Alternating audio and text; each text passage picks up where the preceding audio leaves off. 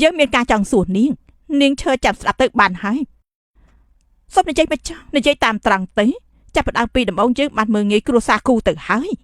ចំណែកមនុស្សឈឺរបស់លោកតាឯងនេះសតតែជាខ្មោចជញ្ជក់ឈាមចាប់ពីពួកឯងរៀបការមកថ្លៃជាបាសតតែគ្រួសារឈីងយើងជាអ្នកចំណាយចំណែកលោកប៉ារបស់នាងធ្វើរឹកខ្ពស់ណាស់មួយថ្ងៃគិតតែយកឈ្មោះគ្រួសារយើងមកកប់បញ្ហាទៅខាងក្រៅ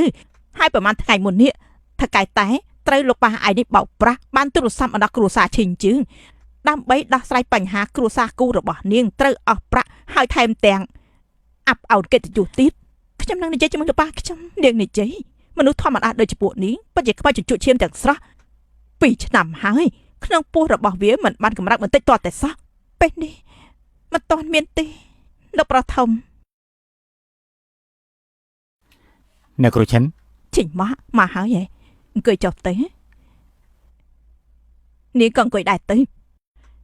ជិញមកសុខសប្បាយទេរយៈពេល7 ឆ្នាំនៅបរទេសទីតាំងសតតែអ្នកគ្រូជាអ្នករៀបចំរស់នៅសុខស្រួលឬក៏យ៉ាងណាអ្នកគ្រូគួរតែដឹងហើយមិនអាចមិនល្អទេទៅតែមកពីបរទេសក៏ខ្លាចតែជាមេគ្រួសារឈិញបាត់ទៅហើយពិតជាអស្ចារ្យណាស់ជិញមកពិតជាអស្ចារ្យណាស់ទៅតែចូលកាន់តំណែងក៏បន្ថែមមករហូតដល់យប់ជ្រៅបាត់រវល់ក៏ឲ្យរពលនេះជាបញ្ហាជីវិតរស់នៅរបស់មនុស្សផ្ទាល់ខ្លួនត្រូវតែដោះស្រាយយ៉ាងម៉េចហើយមានស្នេហាហើយហ៎អ្នកគ្រូឈិនខ្ញុំមានប្រពន្ធហើយខ្ញុំតាមឆ្លាញ់នាង7 ឆ្នាំហើយថ្ងៃនេះទៅតែចោលតាស្វិលមែនទេមិនក៏មិននាំមកផ្ទះមើលមិញលាវយកសុបរបស់លោកស្រីទី2មកឲ្យឆាប់ឡើងទៅប្រពន្ធខ្ញុំមានការខ្មាស់អៀនណាស់បើយើងដឹងថាឯងមានគ្រួសារហើយយើងនឹងលោកម្ចាស់ក៏ទុកចិត្តដែរបញ្ហានេះឯងគួរតែនិយាយប្រាប់លោកម្ចាស់ឲ្យបានដឹងមុនដើម្បីឲ្យគាត់សប្បាយចិត្តផងពិតមែនហើយប្រហែលថ្ងៃមុនលោកម្ចាស់នៅបាននិយាយថាបើបងប្អូន2នាក់អ្នកណាអាចបង្កើតចៅដំបងឲ្យគ្រួសារឈិញបានមុននឹងគ្រប់គ្រងអាជីវកម្មគ្រួសារឈិញទាំងមូលហើយលោកម្ចាស់មួយថ្ងៃគិតតែពីចង់ពើចៅជិញមកតាមពិតអ្វីដែលលោកចង់បាននោះគឺស្នងតំណែងមរតកពីគ្រួសារឈិញមនុស្សធំប៉ុណ្ណឹងហើយសូម្បីតែបាយក៏ញ៉ាំមិនត្រូវដែរប្រយ័ត្នផឹកស៊ុបឲ្យសត្វប្រជាប្រិយនេះទៅទឹកស៊ុបនេះមើលហើយគួរឲ្យខ្ពើមប៉ុន្តែវាល្អសម្រាប់ឲ្យអ្នកដែលមានផ្ទៃពោះដើម្បីទទួលបានរូបមន្តនេះយើងចំណាយកម្លាំងអស់មិនតិចនោះទេខ្ញុំមិនចង់ផឹកទេមីងនាវស្ដាប់ឮហើយនៅលោកស្រីទី2មិនចង់ផឹកទេមីងជួយគេទៅចេញស៊ឺជៀនខ្ញុំពិតជាមិនអាចផឹកវាបានទេត្រឹមតែទឹកស៊ុបមួយចានប៉ុណ្ណោះមកឲ្យនាងផឹកនាងក៏ទៅផឹកទៅគឺដើម្បីនាងល្អទេលោកស្រីទី2សុំទោសគូស៊ីនេះជាលទ្ធផលដែលអ្នកស្រីរយៈពេល7 ឆ្នាំសុំទោសខ្ញុំរងទុក្ខគ្រប់គ្រាន់ហើយឈីមួអញចង់ធ្វើស្អីនឹងរយៈពេល7 ឆ្នាំហើយរចនាបថបែបឪពុករបស់គ្រួសារឈិញគ្មានអ្វីផ្លាស់ប្ដូរសោះគឺនៅតែអញ្ចឹងនេះឯងឆាប់គ្រាម៉ាក់ឯងទៅវិញទៅចចកភ្នែកពណ៌សគេពិតជាចចកភ្នែកពណ៌សមែនយើងធ្វើល្អចំពោះគេយ៉ាងណាក៏គ្មានប្រយោជន៍ដែរស៊ឺជៀនទៅបាត់ហើយអ្នកមិនចាប់បាច់សម្ដែងទៀតទេជើងពិតជាខឹងស្លាប់ហើយខ្ញុំបាននិយាយតាំងពីដំបូងម្លេះគេមិនមែនជាមនុស្សល្អទេលោកម្ចាស់តែងតែបញ្ជាឲ្យគេត្រឡប់មកវិញនៅមាននាងទៀត2 ឆ្នាំហើយនៅក្នុងពោះមិនបានបង្ហាញអ្វីសោះ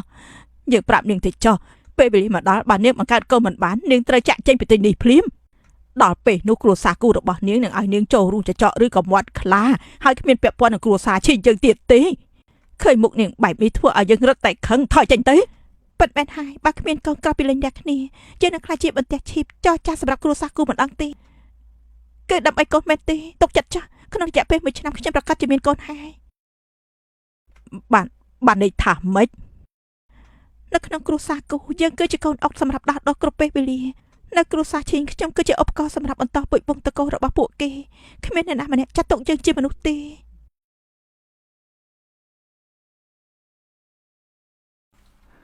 មិនក៏មិនពាក់អាចច្រើនទៅបើសិនជាឈឺគិតយ៉ាងម៉េចចុះបើប្រាស្រ័យគិតយ៉ាងម៉េចបងជូនអូនទៅវិញ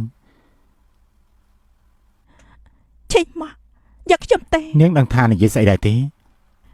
ពេលនេះលោកនឹងឈិញស៊ីជៀនបានអ្នកណាមានកូនមុននឹងអាចស្នងមរតកគ្រួសារខ្ញុំអាចបង្កើតកូនបានលោកជួយឲ្យខ្ញុំរួចផុតពីការគ្រប់គ្រងគ្រួសារឈីនិងគ្រួសារគូតែបានទេអ្វីដែលលោកចង់បានគឺមិនមែនរបស់នេះទេអាស៊ីនាងយកច្រឡំហើយបើអញ្ចឹងក៏ល្អដែរ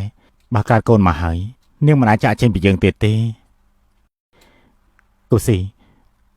អ្វីដែលនិយាយហើយគឺមិនអាចប្រែកន្លះទេបើធ្វើទៅឈីមួតើអ្នកណាអនុញ្ញាតឲ្យលោកនិយាយបែបនេះ ដាក់ម៉ាក់របស់យើងបែបនេះអញ្ចឹងហ៎7ឆ្នាំមុនយើងបញ្ចប់ការសិក្សាយើងនឹងថាឯងបញ្ចេញដណ្ដើមសិទ្ធិអំណាចបញ្ជូនយើងទៅបរទេសឥឡូវនេះយើងជាអ្នកទទួលបន្ទុកគ្រួសារឈិញដូច្នេះយើងសូមព្រមានឯងត្រួតពិនិត្យដែលយើងឯងបានល្អបើមិនអញ្ចឹងអ្វីដែលឯងនិយាយគឺមិនខុសទេពេលនេះឯងពិតជាគ្រប់គ្រងមែនប៉ុន្តែដំណើរនេះតើឯងអង្គុយបានយូរប៉ុណ្ណាទៅស្រឡាញ់ប្រពន្ធឯងណាស់មែនទេត្រូវការពារនាងបានល្អយើងពុំមានឯងឲ្យឈិញជាយានបើឯងហ៊ានប៉ះពាល់នាងយើងនឹងឲ្យឯងស្ដាយក្រោយជារៀងរហូត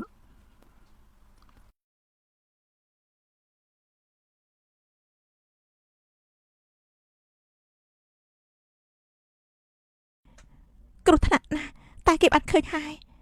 អញ្ចឹងឥឡូវពួកយើងទៅណាទេទៅផ្ទះខ្ញុំជួននាងទៅបន្ទោរបស់នាងខ្ញុំចាក់គេជាមួយលោកនាងមិនខ្លាចខ្ញុំធ្វើឲ្យនាងទេមិនខ្លាចទេមកចាស់ធ្វើឲ្យលើនេះទេធ្វើបើមកធ្វើមិនមានកូនក្នុងរយៈពេល1ឆ្នាំខ្ញុំនឹងបង្កើតកូនឲ្យលោកមួយលោកត្រូវតែជួយខ្ញុំដោះស្រាយការគ្រប់គ្រងរបស់គ្រួសារឈិញឲ្យគ្រួសារគូទ្រព្យសម្បត្តិគ្រួសារឈិញខ្ញុំមិនចាប់អារម្មណ៍ទេទទួលបានមរតករួចពួកយើងលែងញ៉ាំគ្នាទេដូច្នេះនាងយល់ព្រមបង្កើតកូនឲ្យយើងគឺព្រោះតែកិច្ចវេះពីខ្ញុំហ៎លោកឈិញការប៉ັດពួកយើងទៅពីមិនពាក់ព័ន្ធសហការគ្នាទេគ្រាន់តែដើម្បីផលប្រយោជន៍រីខ្លួនប៉ុណ្ណោះលោកឈិញទៅតែធ្វើរួចសងថ្ងៃនេះក៏លែងកើតទៅហើយយើងមិនកើតយប់មិញយើងឲ្យនាង5ដងហើយខ្ញុំមិនខ្វះទេថ្ងៃនេះបើសិនជាលោកមិនកើតលោកប្រាប់យើងមុនមកលោកស្រីឈិញវិធីសាស្ត្ររបស់នាងបានជោគជ័យហើយលើក្រោយដាច់ខាត់មិនអនុញ្ញាតទេBut I can see you don't realize and that's what I fall in love Cause you've got stuff របស់តែនេះសុទ្ធតែលោកធ្វើមែនទេព្រឹកឡើងពេលវេលាបថុចញ៉ាញ់មានតែធ្វើតែនេះអានាងសិនចុះញ៉ាំប៉ុណ្ណឹងចុះណាលើក្រោយចាំរៀបចំឲ្យល្អជាងនេះទៅចុះណាតាមពិតនេះវាល្អពេកហើយថែទាំសុខភាពណាទើបឆាប់មានគល់គេពិតជាដើម្បីកូនមែនខ្ញុំពិតជាត្រូវថែសុខភាពឲ្យបានល្អ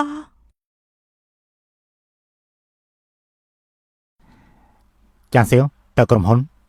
ហេអ្នកប្រុសមានមនុស្សខាត់ឡានគូស៊ីនាងឆាប់ចុះមកគូស៊ីគឺលោកប៉ះរបស់ខ្ញុំចាំខ្ញុំទៅជាមួយនាងមានប៉ុន្តែស្អីទេខ្ញុំត្រូវការពារសុវត្ថិភាពរបស់នាងទៅបានគូស៊ីនាងឆាប់ចុះមកលឺឡើងគាត់ជាមនុស្សឈ្គួតគាត់ត្រូវការប្រយ័ត្នប្រយែងគូស៊ីឆាប់ចុះមកនេះគូស៊ីនាងហើយចាលោកប៉ះខ្ញុំស្មានថាជាអ្នកបោះប្រាំងខ្ញុំអំរងនឹងប្តឹងប៉ូលីសទៅហើយទូរស័ព្ទច្រើនដងមកហើយហេតុអីក៏មិនលើកអញ្ចឹង